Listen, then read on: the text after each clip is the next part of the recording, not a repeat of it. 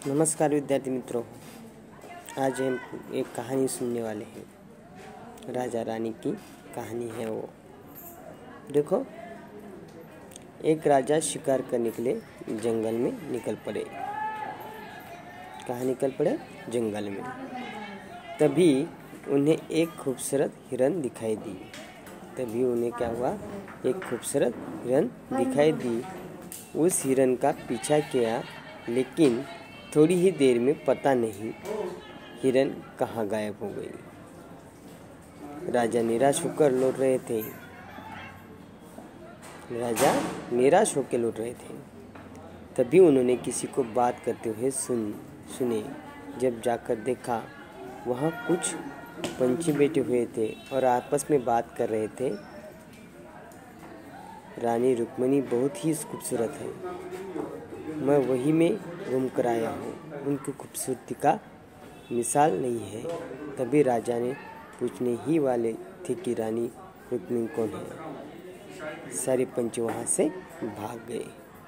तभी राजा अपने घर आए और अपने माता पिता से पूछने लगे, माता, यह रानी रुक्मिणी कौन है?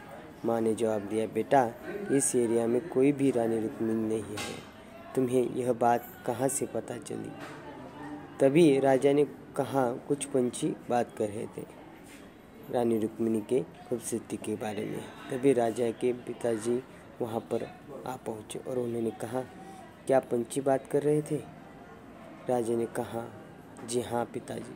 तभी राजा के पिताजी ने कहा, रानी रुक्मिणी नाम का कोई भी रानी इस राज्य में नहीं है।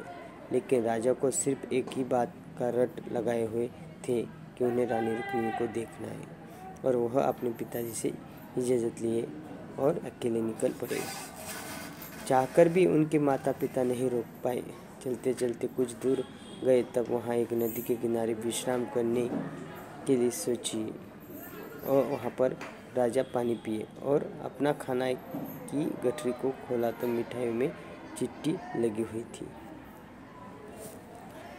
देखो, राजा उस गठरी को ज़मीन पर रखा और वहाँ से जाने लगे। तभी चिट्ठी के राजा का आवाज़ लगाई, राजा, आप बहुत ही दयालु हैं। अगर जो हम आपके किसी काम आ सके तो हमारी खुशनसीबी होगी।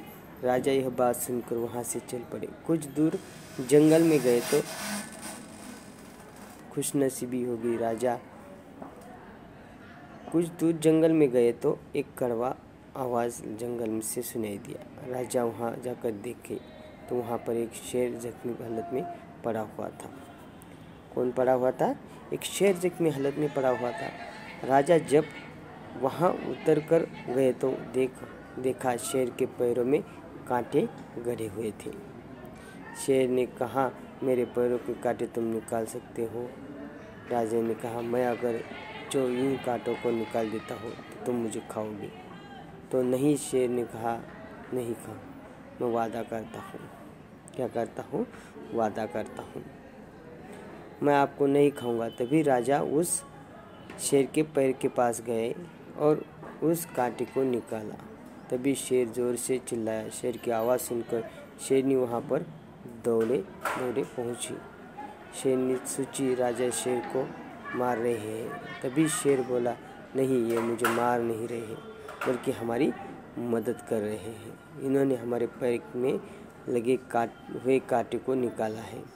यह बात सुनकर शेरनी बोली, राजा साहब, जब भी हमारी ज़रूरत पड़ेगी तो आप हमें याद कीजिए, हम आपकी सहायता ज़रूर करेंगे। जंगल में थोड़ी दूर और निकल कर गए तो यह छोटी सी कुटिया दिखाई दी। उसमें एक बुजुर्ग आदमी था।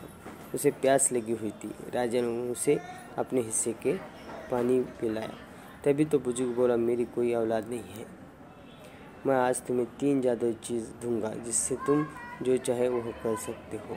पहली जादुई चीज़, जादुई कालीन, जिससे उड़कर राजा कहीं भी जा सकते थे। उसके बाद उस बुजुर्ग ने जादुई तलवार दी। आतिश का आखिरी जादुई झूला, जिस झूले से जो कुछ भी मांगते वह राजा को मिल जाता। जादुई कालीन पर राजा बैठकर बोले, मुझे रानी रुक्मिणी के पास दरबार में ले चलो। राजा को वहाँ पहुँचने के बाद सबसे पूछताछ किए तो पता चला रानी रुक्मिणी शाम को अपने बालकनी से झांकती है। राजा शाम होने का इंतज़ार करने लगे। तभी राजा ने देखा रानी रुक्मिणी का खूबसूरती उनकी खूबसूरती पर मोहित हो गए और अपनी जादुई कालीन से बोले, मुझे रानी के रूम में ले चलो। तभी वहाँ जाकर देखा रानी कलेज से वो भी खूबसूरत लग रही थी। राजा को यह देखा नहीं गया, झूले में हाथ डाले और झूले से बोले, दुनिया के सबसे खूबसूरत अंगूठी निकाल कर दो। रानी रुक्मिणी को अंगूठी पहनाने के लिए हाथ जैसे पकड़े रानी जग गई और कहने लगे, तुम कौन हो? राजा ने अपना परिचय दिया और कहा, रानी रुक्मिणी, मैं आपसे शादी करना चाहता हूँ। रानी रुक्मिणी इस बात को सुनकर बोली, इसके विषय में हमारे पिताजी से आपको बात करनी होगी। राजा रुक्मिणी के पास पिता के पास बात करने के लिए चले गए। राजा ने कहा, मैं रुक्मिणी से शादी करना चाहता हूँ। रुक्मिणी ने पिताजी के कहा, ठीक है, लेकिन हमारी 3 शर्त है। अगर जो तुम इस पूरा कर लेते हो तो मैं रानी रुक्मिणी का हाथ तुम्हारे हाथ में दे दूँगा। राजा ने कहा, ठीक है, मुझे मंजूर है। पहली शर्त थी 10 बोरी सरसों का तेल 1 दिन में निकालना था। राजा सोच में पड़ गया, अब क्या करूं? मैं कैसे निकालूं? तभी उन्हें ध्यान आया कि हाँ, काम चिट्ठी बहुत आसानी से कर सकती है। राजा चिट्ठी को आवाज़ लगाए। चिट्ठी वहाँ पहुँच और राजा की बात सुनकर चिट्ठी अपने काम में लग गई। कुछ ही देर में 10 बोरे सरसों का तेल निकाल दिया। रुक्मिणी के पिताजी जब देखे तो बहुत प्रसन्न हुए। अब उनकी दूसरी शर्त थी, गुफा में 2 राक्षस रहते थे, उन दोनों राक्षसों को मारना था। गुफा के पास राजा जैसे पहुंचे तभी उन्हें ध्यान आया कि काम शेर बहुत आसानी से कर सकते हैं। तभी राजा ने शेर को आवाज़ लगाई और सारी बातें बताई। शेर ने कहा, ठीक है, मुझे मेरा भोजन भी मिल गया है और आपका काम भी हो जाएगा। शेर गुफा में घुसकर दोनों राक्षस को मार डाले। अब तीसरी शर्त थी कि एक मोटा सा पेड़ को 2 बार में ही काट के गिराना था। इस तरह से ये कहानी थी और वो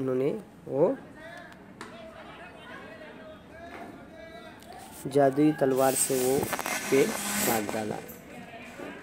इस तरह से वो राजा ने उनकी सभी शर्तें पूरी की और उन रानी रुक्मिणी से विवाह करके घर पे आ गए। इस तरह उनका हमने एक कहानी आपको सुनाई है। आपको इस तरह की कहानी कहीं मिलती होंगी तो आप उसे बता सकते हो और उस कहानी को अपने ग्रुप पे डाल सकते हो। ठीक है, इस तरह राजा रानी की कोई कहानी सुनाओ। इस तरह हमने यह प्रश्न पूरा किया है। अब दूसरे प्रश्न के और चलेंगे। उत्तर दो। महापुरुष के पास आकर युवक क्या बोला? सबसे पहले ये बात ध्यान में रखो कि ये जो सवाल है सब अपने परिश्रम का फल इस पाठ पे आधारित है। देखो, जब महापुरुष के पास वह युवक गया तो उसने कहा, आप मेरी सहायता करो, मैं बहुत परेशान हूँ, ऐसा उस युवक ने कहा है। महापुरुष ने युवक की आंखों की कितनी कीमत बताई है। देखो, महापुरुष ने उसकी परेशानी सुनने के बाद उसको अपने दोस्त के बारे में बताया। उसका दोस्त, उनके दोस्त व्यापारी थे और आँखों को वो खरीदते थे और उन्होंने कहा, तुम्हारी आँखों की कीमत वो 20,000 देंगे। महापुरुष ने युवक की आँखों की कीमत कितनी बताई है? 20,000 बताई है। महापुरुष ने मुस्कुराकर क्या कहा? देखो, महापुरुष ने मुस्कुराकर ये कहा कि जो पुरुष अपना शरीर 1 करोड़ में भी नहीं बेच सकता, वो क्यों कह रहा है कि मेरे पास कुछ भी नहीं है? ऐसा महापुरुष ने मुस्कुराकर कहा है। महापुरुष का मंतव्य समझकर युवक क्या बोला? महापुरुष का मंतव्य समझकर युवक क्या बोला? महापुरुष ने जब ये सब किया और समझाया तब युवक समझ गया और उसने कहा कि मैं आपका बेहद आभारी हूँ, आपने मेरी आंखें खोल दी। ऐसे युवक ने महापुरुष को कहा। इसी तरह हमने स्वाध्याय के 2 सवाल ख़त्म किए हैं। अभी आगे का सवाल हम अगले वीडियो में देखने वाले हैं। देखो, राजा रानी की कहानी सुनी है हमने। उत्तर दो, उसमें महापुरुष के पास आकर युवक क्या बोला उसका आंसर बताया है। महापुरुष ने युवक की आंखों की कितनी कीमत दी वो भी बताई है। महापुरुष ने मुस्कुरा कर क्या कहा था वो भी बोला है। और महापुरुष का मंतव्य जान समझकर युवक क्या बोला ये भी आपको मैंने बताया है।